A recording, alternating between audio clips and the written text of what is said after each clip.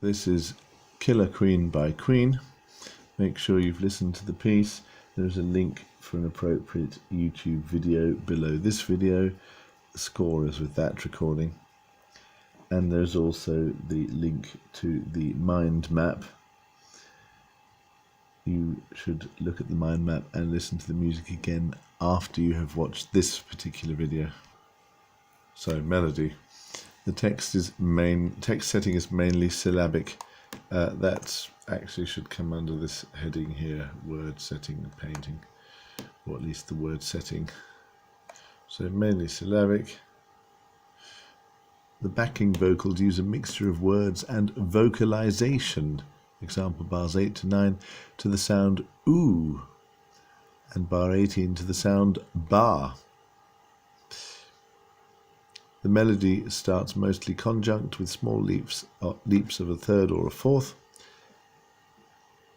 Bars 7 and 8 show an altered descending sequence. That's when there's a melodic pattern and it keeps repeating down and then down and then down, one step at a time. The verse and chorus combine conjunct and wide angular leaps in the melodic line. Leaps often feature a rising major sixth.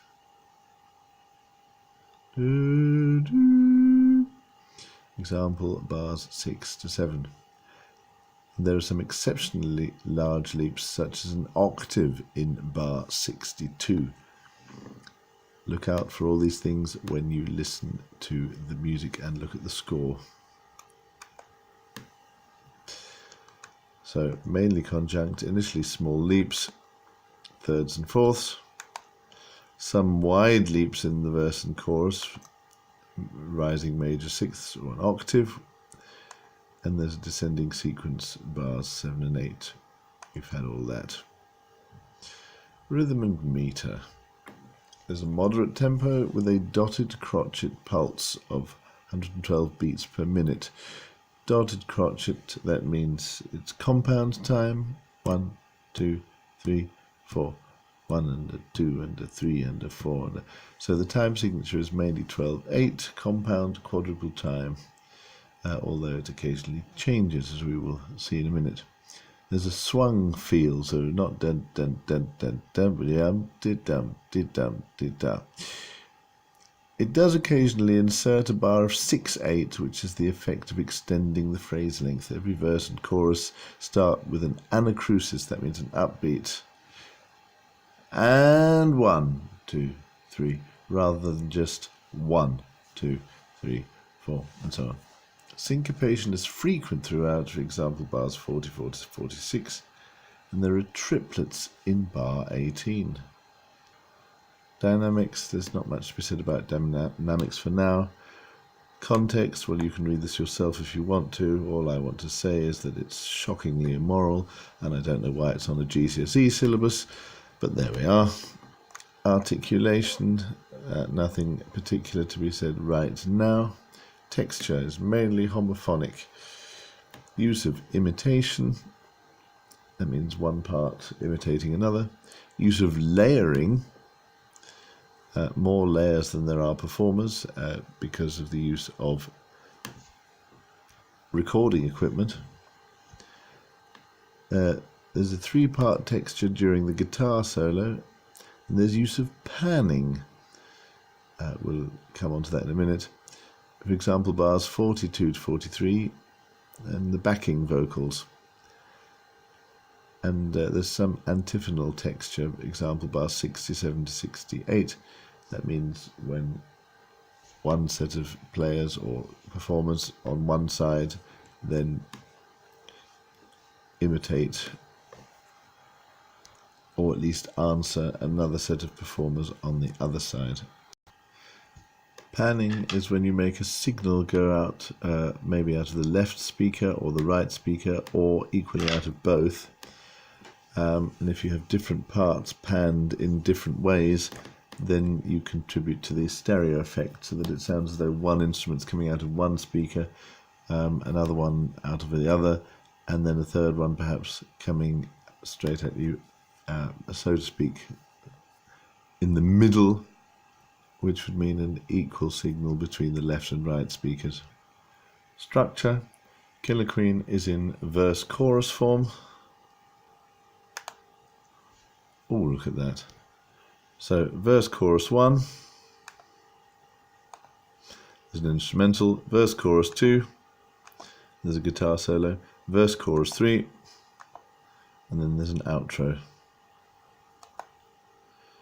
Verse 1. Right.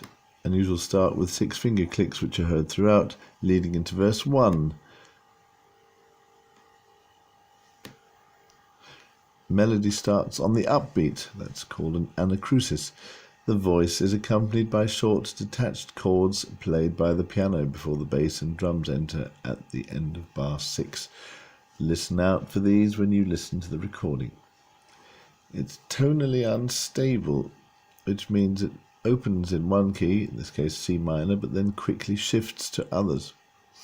We have a descending sequence in the guitar in guitar 1 in bar 7. And the backing vocals enter in bar 8 using vocables.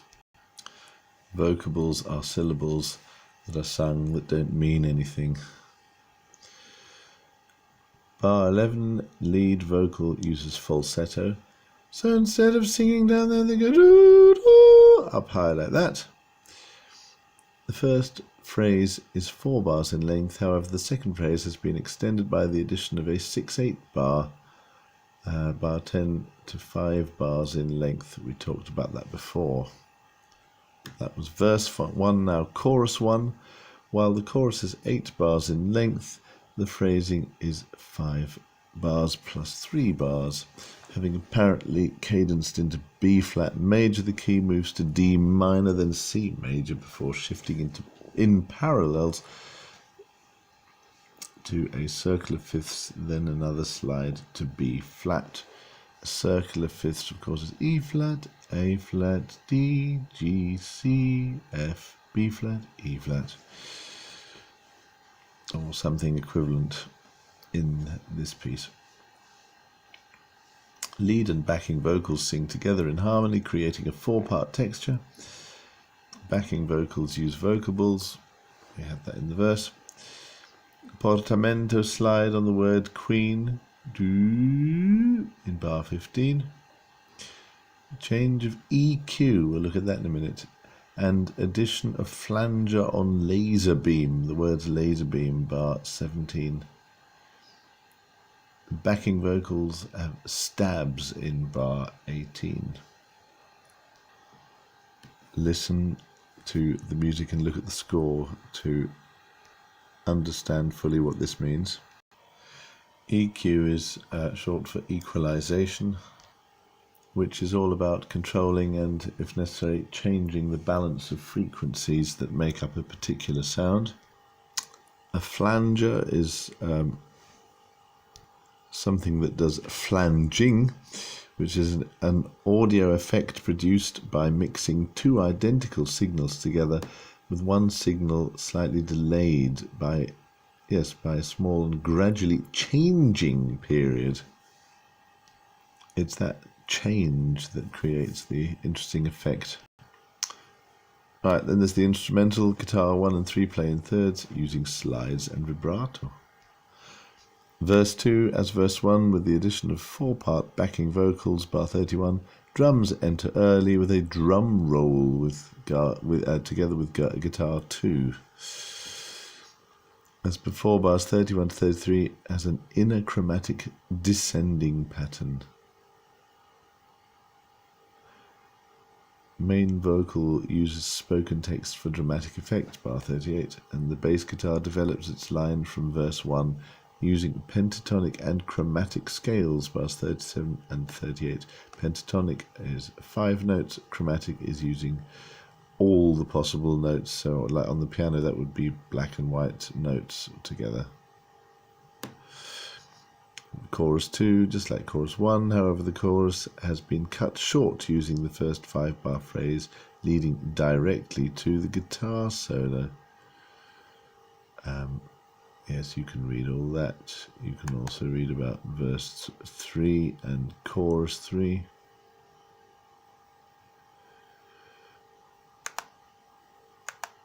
And then there's the outro. Music fades away at the end over a chord of E flat major, although the harmony suggests a repeated 4-5-1 cadence. 4-5-1, therefore fading on the subdominant, with guitars 1 and 2 playing in thirds and imitation between guitars 3 and 4. So the music fades away in the end. So harmony, the song is E flat major, the opening in C minor and closing in on an E flat major chord. The tonality is ambiguous at times. There are many passing modulations, that means changing key, strengthened by perfect cadences, that's 5-1, but often followed by parallel shifts moving to a new key. That means the chord just moves up or down, as the case may be. Most chords are in root position. Some chords are in first or second inversion. So first or second inversion. There are some dissonances. Example bar 30. There are seventh chords. That's an ordinary chord with a seventh on top. Example bar 4. There's a circle of fifths. I sung that earlier. Example bars 20 to 21. And then there's use of altered and extended chords. For example, F11 in bar 47. That's an F major chord with the 11th note on top. The 11th is the equivalent of a fourth.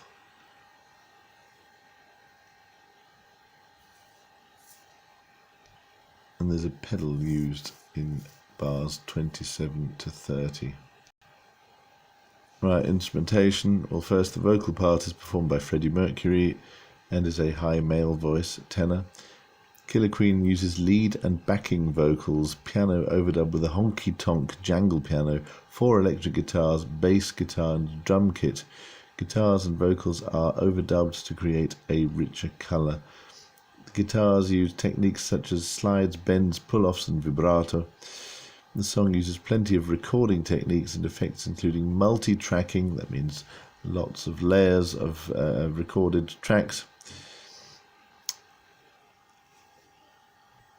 EQ, we've talked about that. Flanger, we've talked about that. Distortion, that's when you change the sound so it becomes distorted. Reverb is when you've then got a kind of echo, well, not quite echo, but reverberation.